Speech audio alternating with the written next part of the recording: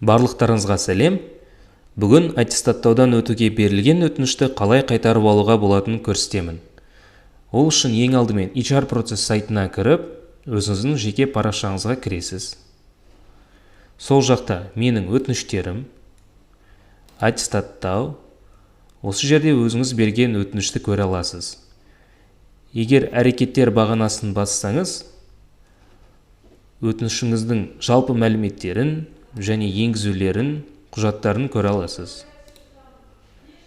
Енді өтінішіңізді қайтып алу үшін, қайтып алу батырмасын басып, сізге келесі ақпарат шығады. Демек, мен аты жөніңіз өз іс-әрекеттерім үшін толық жауапты боламын және толық емес толтырылған ақпараттар мен құжаттарда көрсетілген мәліметтердің дәйексіздігіне байланысты келесі нөмірлі өтінішті кері қайтарып аламын. Назар аударыңыз, аттестацияға берілген өтінішті тек бір рет қана қайтарып алуға болатын қосымша хабарлаймыз.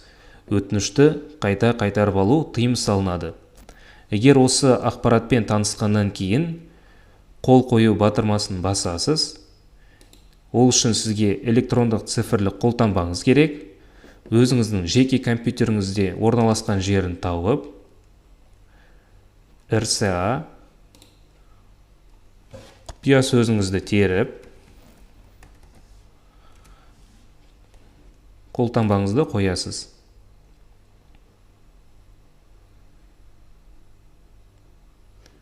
Міне сіздің өтінішіңіз қайтып алынды.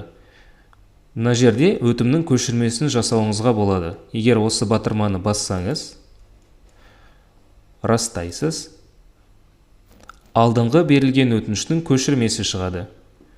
Егер мына жерде өзгерту батырмасын бассаңыз, қай жерде қате кетті, немесе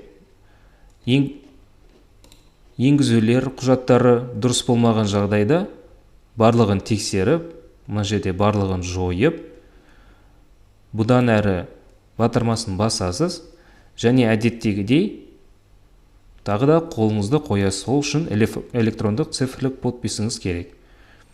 Деректерді тексеріп болғаннан кейін деректер дұрыс батырмасын басып, электрондық цифрлік қолтаңбаңызды таңдайсыз, құпия сөз және өзіңіздің қолтаңбаңызды қоясыз.